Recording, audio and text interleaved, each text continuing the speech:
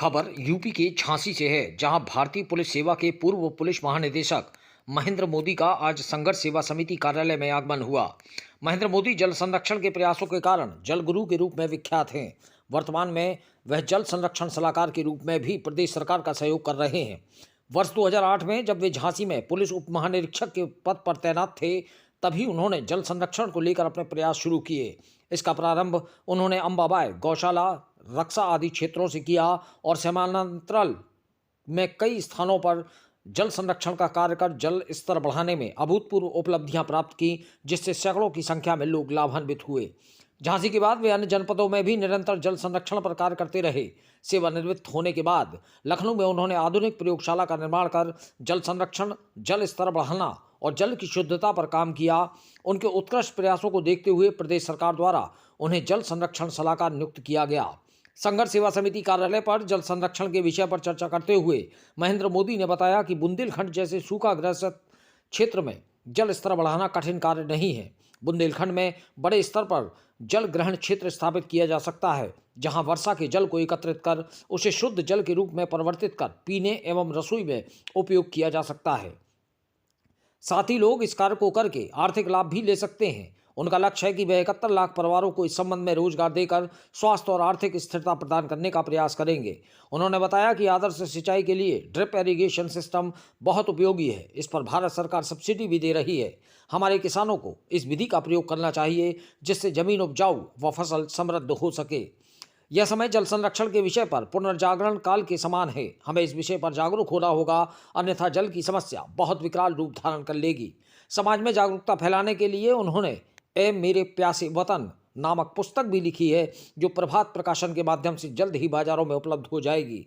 महेंद्र मोदी जल संरक्षण पर 3 नमूनों का एक स्व अधिकार पेटेंट भी प्राप्त कर चुके हैं। डॉक्टर संदीप सरावगी के समाजसेवी कार्यों की प्रशंसा करते हुए उन्होंने कहा कि डॉक्टर संदीप से बातचीत कर मुझे बहुत अच्छा अनुभव हुआ। समाज का जो सिस्टम है, जिस पर लोगों को भरोसा है, ऐसे लोगों के कारण ही टिका हुआ है। डॉक्टर संदीप समाज को बहुमूल्य योगदान दे रहे हैं। वहीं डॉक्टर संदीप सरावगी ने संघर्ष सेवा समिति कार्यालय आगमन पर महेंद्र मोदी का धन्यवाद देते हुए कहा कि महेंद्र जी जैसे व्यक्तित्व आज के युग में बहुत कम मिलते हैं, जो प्रशासनिक सेवाएं देते समय और सेवानिवृत्ति के बाद भी जनहित का कार्य पूर्ण निष्ठा के साथ करते हैं। हम समाज सेवा के क्षेत्र में कार्य कर रहे हैं, लेकिन जब कभी ऐसे विषय हमारे समक्ष आते हैं तो कार्य करने में आनंद के साथ उत्साह भी मिलता है। महेंद्र जी जैसे ऊर्जावान लोगों के साथ काम करना हम सभी के लिए गौरव का विषय है। जल संरक्षण के विषय पर जल्द ही हम संघर्ष सेवा समिति के माध्यम से कार्य प्रारंभ करेंगे और महेंद्र जी से निवेदन करते हैं कि वे आगे आने वाले समय में जल संरक्षण के विषय में पुनः एक बार हमारे जनपद को अपनी सेवाएं देने वापस आएंगे।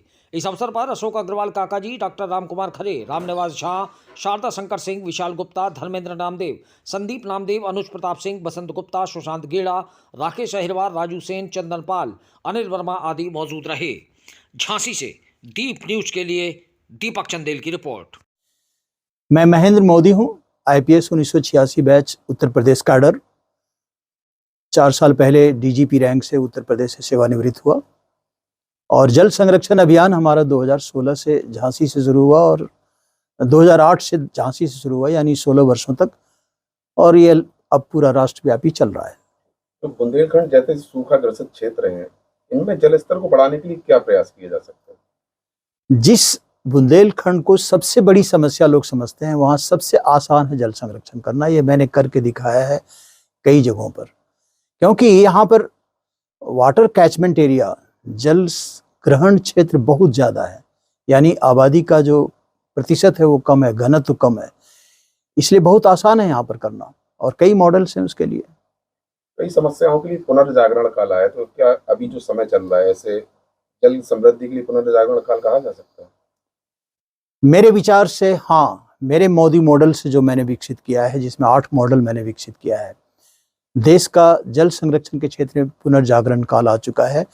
माननीय नरेंद्र मोदी जी जो हमारे प्यारे प्रधानमंत्री जी हैं, उनके आदेश को लागू करने के लिए ही मैंने ये सारे मॉडल विकसित किया है। जब मैंने 2012 में उनकी पुस्तक पढ़ी, Gujarat response to climate change, तो उसमें एक बात उसमें से पकड़ी और मैंने इसको बहुत सारे मॉडल विकसित कर दिए। तो इसीलिए अब मेरी पुस्तक ए मेरे प्यासे वतन जो छप रही है दिल्ली में प्रभात प्रकाशन से, अब जब वो घर घर जाएगी और मैं प्रयास करूंगा कि हर भाषा में निकले, तो अब आप पढ़िए 2 चैप्टर, 2 बार पढ़िए, अपने घर में इंजीनियर बन गए, उसको लागू कीजिए, तो पुनर्जागरण काल तो आ गया। आदर्श सिंचाई के बारे में क्या कहेंगे? आदर्श सिंचाई के लिए एक तो ड्रिप इरिगेशन सिस्टम जो माननीय प्रधानमंत्री जी ने लागू किया, जिसमें 90% सब्सिडी तक दी जाती है, वो बहुत अच्छी चीज़ है। उसको लागू करना बहुत जरूरी है, क्योंकि आबादी तो बहुत तेजी से बढ़ रही है। आज संघर्ष सेवा समिति कार्यालय आया था, डॉक्टर संदीप सरावगी से बातचीत हुई, कैसा अनुभव रहा? बहुत ही अच्छा लगा। समाज का जो सिस्टम है, जिस पर लोगों का भरोसा है, वो हमारे ऐसे ही लोगों के साथ काम करने से होता है, और ऐसे ही लोगों से समाज को योगदान, बहुमूल्य योगदान होता है। बहुत अच्छा लगा। सबसे बड़ा बंधन अभिनंदन करते हैं हम भाई साहब का, कि भाई साहब चूँकि आशीर्वाद देने के लिए संघर्ष सेवा समिति में आए। और यह बात पूरा बुंदेलखंड जानता है कि जो भी आदमी भाई साहब जैसा काम कर रहा है, देश को आगे बढ़ाने का काम कर रहा है, लोग बागों का हित का काम कर रहा है, अपना समर्थ जीवन देकर, ऐसे लोगों के लिए तो हम लोग संघर्ष सेवा समिति के द्वार हमेशा खुले ही हैं। और भाई साहब से बहुत सारा मार्गदर्शन मिला आज हमें, और वास्तविकता में सरकार को लेकर और जनहित को लेकर जितने चिंतित भाई साहब हैं हमारी ज़िंदगी में पहले शख्स हैं। मतलब आप चूँकि बहुत आगे रहे ज़िंदगी में, हमारे बड़े भी हैं, और आप आज की डेट में मतलब भाई साहब तो नहीं कह सकते, लेकिन पिता योग्य आप हैं।